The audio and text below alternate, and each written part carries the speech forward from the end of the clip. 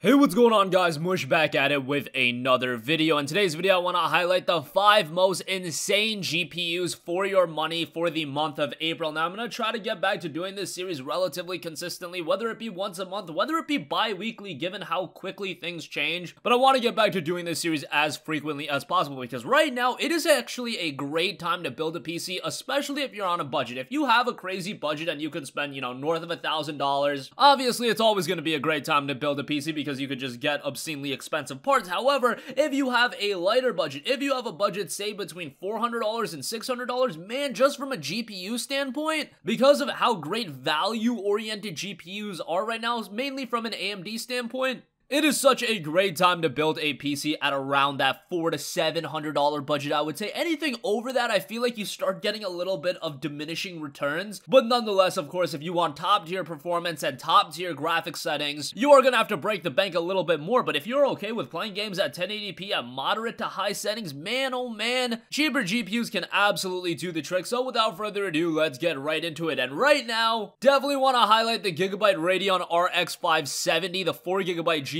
which is $140 over at Newegg. A $20 mail-in rebate knocks it down to $120, and man, this is a fantastic 1080p GPU capable of running pretty much any game at 1080p. Now, obviously, the higher-end games are gonna falter a little bit. Metro Exodus is kind of the most difficult game to run on PC right now, and a game like that at 1080p, you're not gonna be able to completely max it out and get 60 frames per second, but you're still gonna be able to play that game pretty well. And given that this GPU is $120 after a mail-in rebate, man, that is just some incredible value, especially given where $120 GPUs were at a year ago, 2 years ago. You were not getting this kind of performance, and now with the 570, you do get some incredible performance. And not only that, if you guys are aware, with a variety of different AMD GPUs, we're gonna mention a couple more, you do get free games on top of your GPU purchase. So you get Tom Clancy's The Division 2, or Resident Evil 2, or Devil May Cry 5. Now you can pick from 2 of those 3 with the 570, and given that those games, especially The Division 2, a very recent release, RE2 is a pretty recent release, Devil May Cry 5 just came out a month ago, each of those games, you're gonna be hard-pressed to find them south of $40, so if you valued it that way, I know that's not completely fair to do, and for some of you guys, you have no interest in any of those 3 games. I don't really know how, but nonetheless, that's just an added incentive making this deal even better. Now, obviously, the 570 does have its limitations. However, the 580, which is my second recommendation, really opens the floodgates for even better 1080p performance, or possibly some light 1440p gaming. I want to emphasize light 1440p gaming because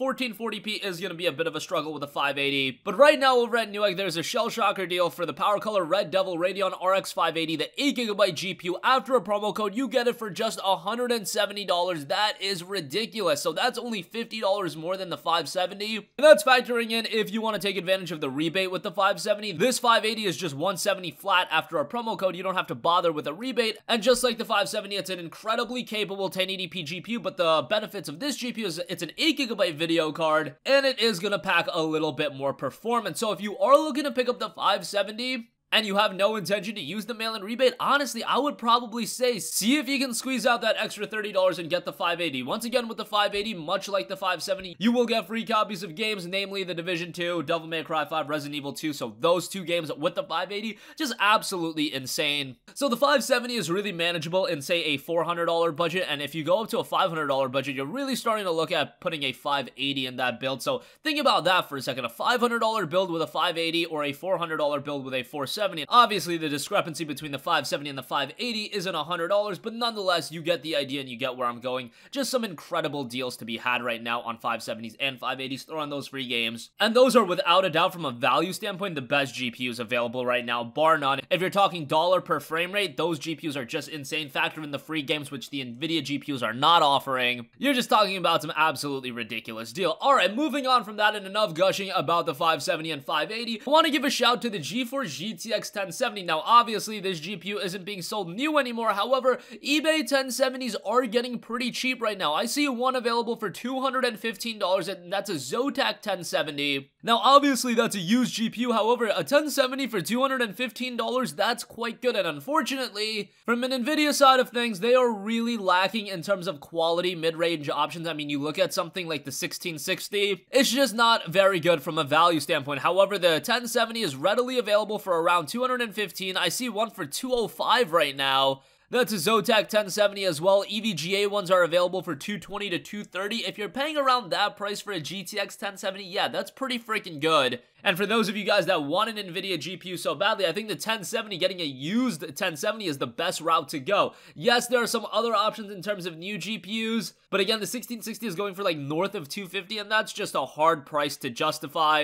1070, on the other hand, for south of $215, that sounds pretty good to me, and I would give that a recommendation if you are on a budget and you are hell-bent on getting an Nvidia card. That isn't bad. However, the RX 590 is also an incredible value right now, much like the 570 and 580. Namely, right now, I would recommend the ASROCK Phantom Gaming X590, which is an 8GB GPU for $220, and the key thing about this is, yes, you're going to get that incredible performance. You can really start pushing some 1440p content with this GPU. However, much like the 570 and 580, you get a couple of free games with this, but even better is you get all three of those aforementioned games. You get The Division 2, you get Resident Evil 2, and you get Devil May Cry 5. I mean, you have to at least value a game bundle like that at $100. And yes, I know there's a few of you that just don't care about those games, which again, I find hard-pressed to believe, but nonetheless, if you do value that at $100, which is a reasonable value point, you're essentially getting the GPU for $120, and if you think about it that way, that's absolutely absurd. And a 590, you can start fitting in 590s at like a $600 budget.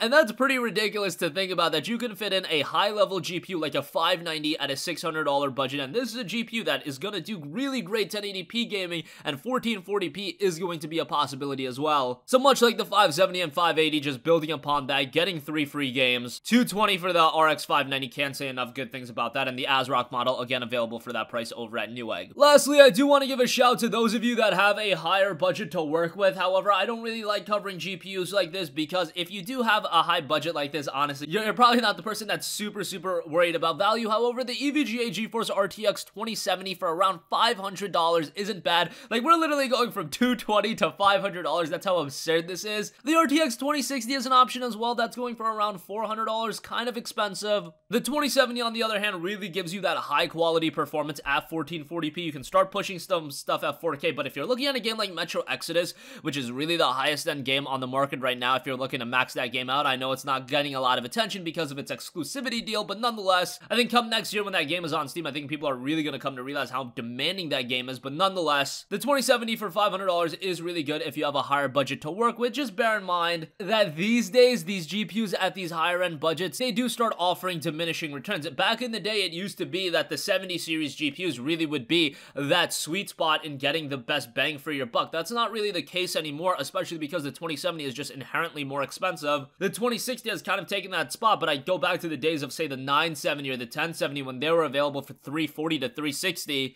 Those GPUs were absolutely absurd, and they were easily the most popular GPUs in the market at that time. The 2070 doesn't really fall in that category. However, in terms of performance, it's still going to offer you a very compelling PC gaming experience. Alright, so that's going to end this video. Hope you guys enjoyed, and I think the 570 and 580, again, I'll probably be gushing about the variances of these GPUs, whether it be a Gigabyte model, a Powercolor model, whichever model has the best deal at the given time that I'm recording these videos, that's the one that I will mention. But in terms of gaming performance and dollar per frame rate, you can't do much better than the 570 and 580, especially if you do value in those free games that you get with it. Obviously, they have their limitations, and that's why if you are looking to do some higher end gaming, if you're looking to get that consistent 60 frames per second with maxed out settings, yeah, you are gonna have to go past the 570, 580, even the 590. That's why you have a GPU like the 2070 in play right now, but $500 is just a steep price point, and I know the majority of my viewers are on a tight budget. So that's gonna conclude this video. Let me know all of your thoughts in the comment section down below.